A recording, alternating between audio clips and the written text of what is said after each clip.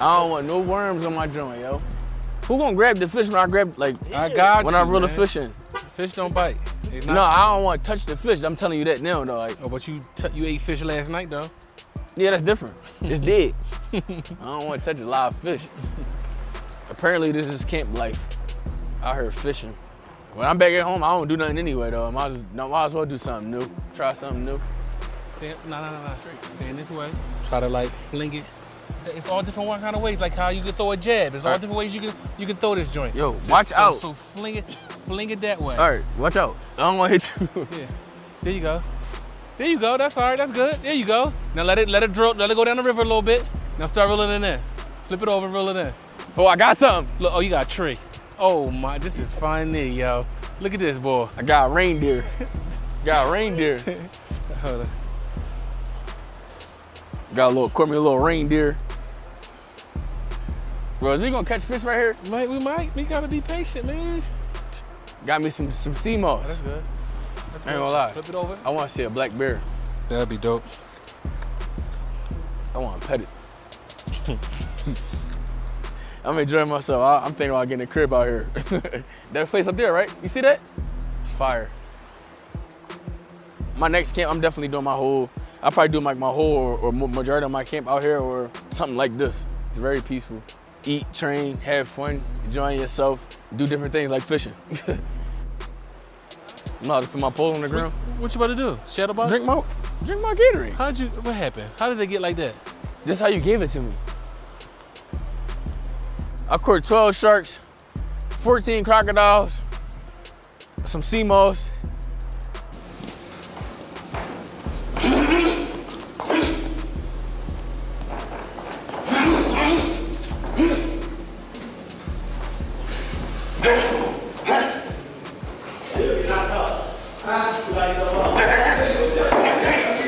What's up, man? What's up? What do you want to do today? There go my man right there. What's up, buddy? What's going on? What we doing today? Like we normally do. All right. Shadow box, 3-4 rounds.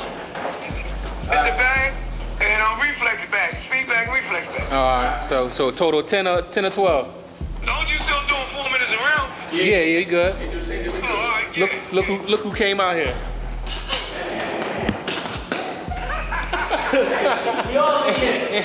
Time to McDonald's.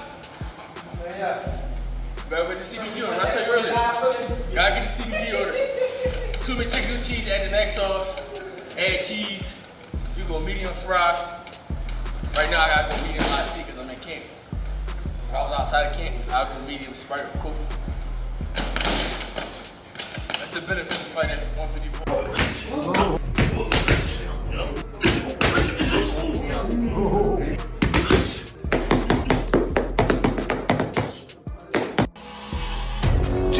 Don't stand too close, you gon' fuck around and drown. Off this way, doing all these shows. I've been on the road, I don't care where I go, as long as I can get paid. Bad little vibe, she been on my mind. Soon as I get back, she get straight. Do this all the time, this ain't no surprise. Every other night, another movie getting ready. Jump too hard, don't stand too.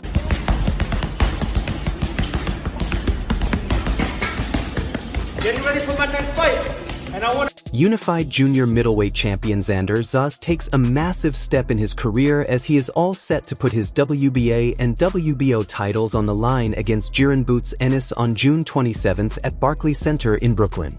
News broke out recently that the super welterweight division is all set to witness one of the biggest fights this year, and the boxing world cannot stop sharing their opinions and predictions for this fight. After all, you have two of the biggest names in the division taking on each other in this fight. One is a 23-year-old rising star who has captivated everyone's attention recently, while the other is an established name who has long been avoided by the others in the 154-pound division. Come June 27th, one man is going to have to part with their undefeated record, and this makes it even more exciting. Both fighters have already begun preparing for the matchup, and the visuals from their training camps suggest that we are set to witness a spectacle of a fight.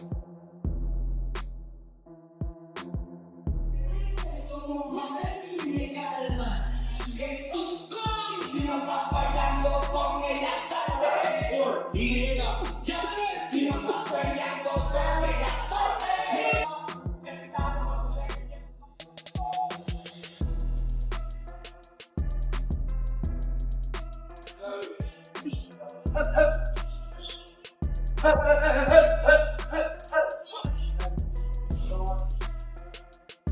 Zayas has the classic puncher physique, a long, lean frame with sinewy muscles, and with his deep amateur pedigree, a solid fundamental base to rely on. He has also got plenty of training experience, having sparred with the likes of former IBF junior welterweight world titleist Ivan Baranek, 2016 Olympic gold medalist Danny Aralusov, former 140-pound title contender Amir Imam, and George Cambaz Jr., among others. And if he gets the W against Boots Ennis, I'm telling you, we have a new superstar in boxing. Now, I'm going to say this really quick in terms of Jaron Boots Ennis. Jaron Boots Ennis is a guy out here who, and I'm going to talk about this a little later on, I don't think he really game plans. I think he prepares his ass off, and he goes out there and he can squabble with the best of them. That is the thing about Jaron Boots Ennis. But here's also the thing when I'm thinking about Jaron Ennis, is that because of that, people who game plan better have an opportunity to beat him, and I think Xander has. To do, Xander may be a tough opponent, but Boots is someone who cannot be underestimated. Jaron Boots Ennis is an elite, highly versatile switch hitter known for his explosive power, high ring IQ, and a drunken master-esque defensive style. He seamlessly switches between orthodox and southpaw stances, utilizing varied jabs, dynamic combinations, and efficient movement to dismantle opponents, often finishing fights with heavy punch volume. He is the complete package and way more experienced than Xander, and Xander might be making a massive mistake by taking on this fight. During his latest interview with Ring magazine, the Puerto Rican boxing star opened up about his reason for approaching Boots for this fight, and he seemed a bit too overconfident. How are you feeling, and why was it important for you to take the toughest test of your career at such an early stage? Manu, thank you for the time. Thank you for being here. Man, everybody, like you said, is busting. I feel like this is the biggest fight of 2026 thus far. And it was important for me because for me to say that I'm the best, I got to face the best. And Jaron Boots Ennis is one of the best names in the division, you know, alongside other fighters and myself. So come June 27th, I will claim why I'm the best 154-pounder in the world. And like you said, everyone is buzzing, everyone's talking about it. Jaron Ennis himself, he's giving you immense credit, and rightfully so, for taking this fight when you had the leverage to call the shots and choose any route you preferred. Yeah. At the age of 23, what does it speak to you? What does it speak for you as the fighter you are? Man, I feel like a lot of people will love or love to be average in life. I wasn't born to be average. I was born to make history. I was born to keep writing history. I've been writing it since the day I was born. And this is no exception. This is the biggest name. This is the biggest test. And I'm gonna write history one more time. That's what it's all about. That's what you're in the sport of boxing for. It's easy to just get complacent and just fight all names or all guys that were champion 3-4 years ago, or just fight an easy fight that you know you could win and get easy money. But when everything is on the line, when a lot of people is doubting you, that's when the stakes are high. That's when you got to perform, and that's where I perform at my best. Zayas isn't interested in fighting past champions and old guys for easy money. He's looking for the tough challenges where everything is on the line, and he's looking to make history with this fight. But let's not forget that he's only 23 and he's fighting the toughest fighters in the division at such a young age. He also confirmed that he was the one interested in this fight and that he and his team initiated contract negotiations. And it appears this fight was made without a hitch. Fairly simple behind the scenes, which was a far different case than what Ennis experienced negotiating with Virgil. Why do you think that was the case, and what do you make of this? Like you said, it was an easy negotiation. I feel like we both wanted to fight. There are no buts. There's no what ifs. We both want to fight. Let's make it happen. The fans want it. Why not make it happen? With Virgil, well, I guess that happened every time there was a conversation of a big fight with him. He always wanted it too much of his way and never wanted to be, he didn't want to play the game. He didn't want to play the game. He only wanted to play his game, and that's why he never got a big fight. it was super easy. I feel like not just me, but the whole team, everybody behind the scenes, Jaron Boots and his team, they can tell you it was just fairly easy conversation. We both wanted it and we both made it happen. That's what it comes down to. When both fighters want it, it's an easy conversation to have. Did you and your team go into this fight be like, here's everything that went wrong with Virgil, let's make sure it doesn't happen and we can get this done? Man, firstly, I don't know what went wrong with Virgil. I don't know what, I mean, obviously the Sue and all of that, they had all that stuff with Golden Boy and Golden Boy with them, so I get that. But outside of that, I don't know what went wrong. With me, it was easy. You want to fight? Yes, let's go. Let's make it happen. That's it. It looks like the failure in negotiations between Boots and Virgil Ortiz prompted Zayas and his team to jump in and make this fight happen. This is a fight that Zayas... He is looking for the tough challenges where everything is on the line, and he is looking to make history with this fight. But let us not forget that he is only 23 and he is fighting the toughest fighters in the division at such a young age. He also confirmed that he was the one interested in this fight and that he and his team initiated contract negotiations. You're obviously confident, but what do you think makes Boots beatable in your opinion? Everything. He's never been uncomfortable. He's always had it his way. He's always, have fighters that put up a little bit of a fight and then they quit. When you have a young champion that is willing to risk everything to go in there, man, that's scary. And he has me now in front of him. And he's going to have to adjust because he's going to be really, really uncomfortable come fight night.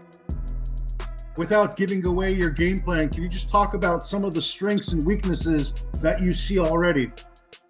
Man, he eats every straight punch. He eats every hook. I mean, I don't know. I mean, there's a lot of things that I can take advantage of. I'm as athletic as he is. I'm as tall. I'm as big as he is. And again, he's just never faced somebody like me before. And your confidence is on an all-time high right now, right? 3 wins in the last 13 months. We've seen the development during your title run, back-to-back title wins. What do you credit your improvement to? Man, I'm growing in the sport, knowing what I'm capable of and pushing myself every time, pushing myself to the limit, knowing that I'm the best and understanding that. When you understand that, it's simple to get the work done. It's simple to push yourself harder and harder every single day because there's nothing. It looks like the failure in negotiations between Boots and Virgil Ortiz prompted Zayas and his team to jump in and make this fight happen. This is a fight that Zayas sees as a massive opportunity for his career. He respects Boots but proclaimed that Boots has not fought anyone like him before. Zayas made it clear that dismissiveness is exactly what he is counting on. He did not hold back, stating that he is going to take Boots somewhere he has never been. He further warned that he is going to make it uncomfortable for Boots and proclaimed that he is more athletic. He also feels more composed and ready for this fight. Zayas did not stop there as he talked about how his recent run in form has helped him improve and boost his confidence. Bringing the team together already. Yes, we have a couple guys. I'm not going to mention it till everybody sees it. Oh, so it's going to be a grand reveal. Yeah, it's going to be something special for everybody. Well, we can't wait to see it. As far as this fight, what are you thinking? What are you envisioning? What's going on in your head when you're thinking about how this fight plays out? Man, shocking the world. Proving myself right one more time. That's what it comes down to. I'm going to come out victorious. It doesn't matter if it's by knockout. It doesn't matter if it's by decision. I'm going to make the adjustment like I always do. And I'm going to come out victorious come June 27th. You're very proud of your Puerto Rican heritage. We have to talk about history really quickly because it hasn't been kind when elite Puerto Ricans and Americans face each other. We talk about Trinidad got stopped by Hopkins, Cotto got lost to Mayweather, and all the way back to Wilfred Benitez. He lost to Sugar Ray Leonard and Tommy Hearns. How is it going to be different for you and how you're rewriting history? Man, respect to all those legends, but I'm Xander Zayas. I'm Xander Zayas. I write history, and I'm going to do it one more time come June 27th. If you beat Boots, is this going to be the when kind I of beat win? Boots? When I beat Boots? Will that be the kind of win that elevates you to the pound-for-pound list? I mean, I think so.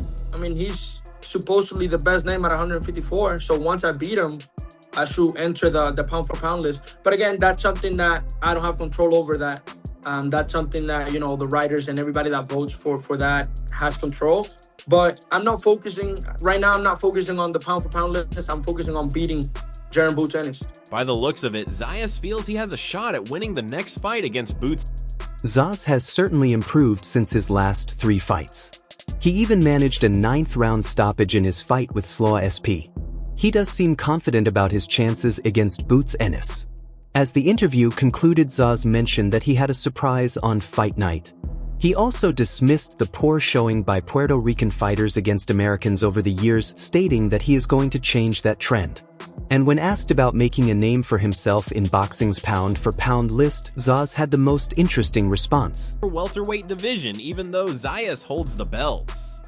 Now, the bout with Virgil Ortiz looked like it was done, and of course, you know, legal stuff happened. You know, that had nothing to do with you. Right. But you always said that you were going to give the fans the Virgil fight, and if that didn't happen, right back to the mission, and the mission was the belts. So was that why Xander was your first option after Virgil? Yeah, I mean, well, once we, you know, me and the team sat down, we figured out like, this, you know, everything falling through, it's not really going to happen. I told them, like, I told, you know, my team, Matchroom, the Zone, I'm like, yo, go get me Xander. I'm gonna go get me Xander, or go get me somebody with the belts, and that's what they did, you know. And I'm glad they did that, and I'm excited. I'm ready to show out. Everybody was kind of surprised that, like, when the news first broke, like when the rumors first broke, everybody was like, nah, I don't believe it. That fight isn't going to happen. Like, why do you think people were so skeptical of it? I'm not sure. You know, maybe because he a young champion. He could have went a different route. You know, it took an easier fight. You know, to be real, at 154, I'm the biggest name at 154, and everybody know that. I'm the biggest name at 154, and everybody know they're gonna make the most money fighting me, straight like that. Boots also talked about Zayas as an opponent, calling him an excellent fighter possessing the skills. However, he once again proclaimed himself to be the king of the 100. Looks of it, Zayas feels he has a shot at winning the next fight against Boots Ennis, but Boots is not going to make this an easy night. In an interview, Boots revealed that he and his team were desperate to fight the ones with the belts. And after the negotiations disaster with Virgil Ortiz and his team, Xander Zayas was the best option.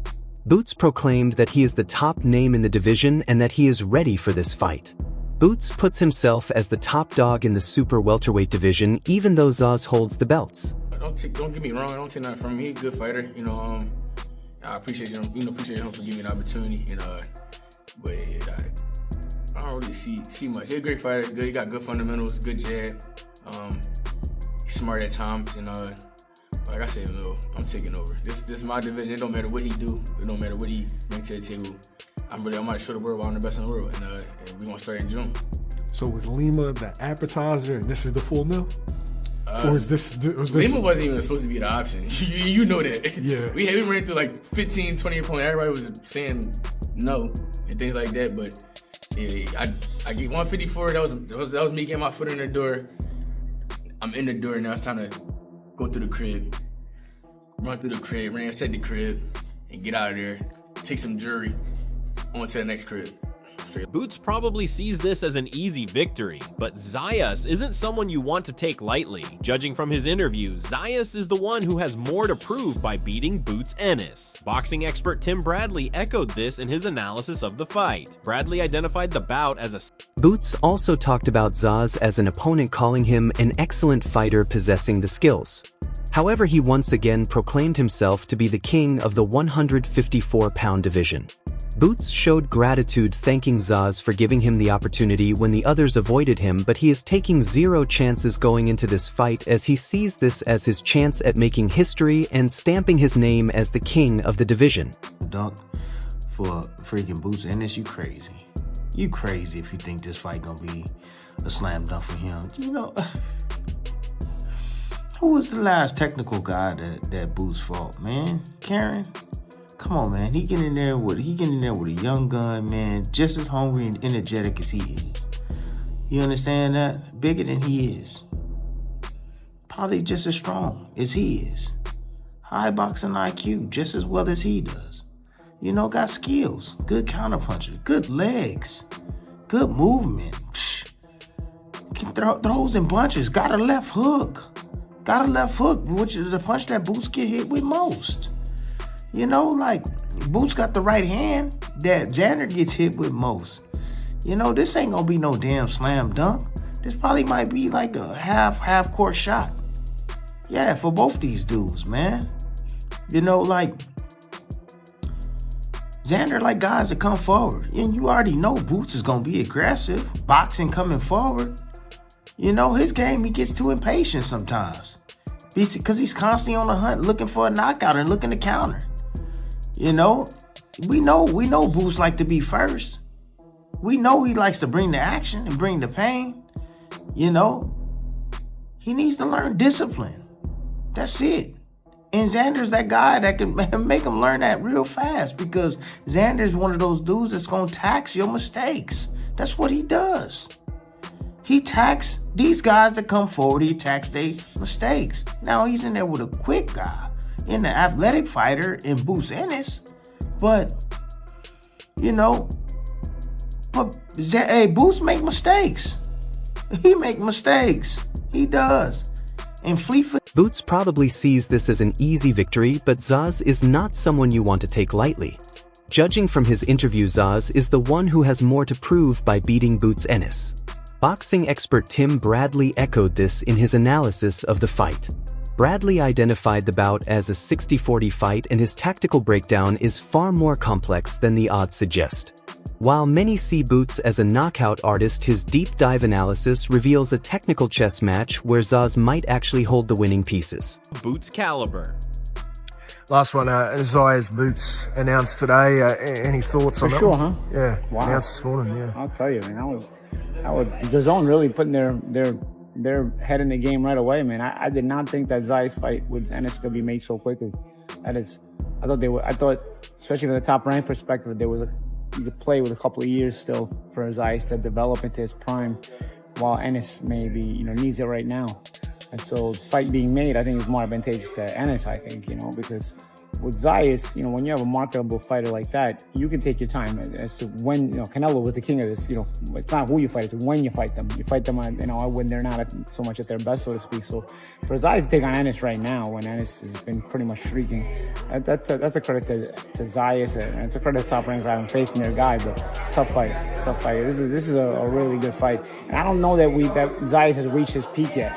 So, are you risking him not reaching his peak if Ennis, hurts him and changes him, It's another thing. You're taking a chance here with Zayas. But Zayas is a hungry guy. I've always known that Zayas, lives this life and, has very lofty goals. So this is a big opportunity for Zayas. If Zayas wins this fight, especially with the Puerto Rican background and having all that, that fanfare, he steps into it. Renowned former pro turned commentator Paulie Malignaggi was concerned about this matchup. He thinks it is too early for Zayas to fight someone like Boots Ennis. He believes Top Rank are risking it all by pushing their young star against a known brawler in Jaron Ennis. Paulie, however, expressed his excitement for the fight but felt that Zayas needed more time to grow and improve before he fights someone of Boots' caliber.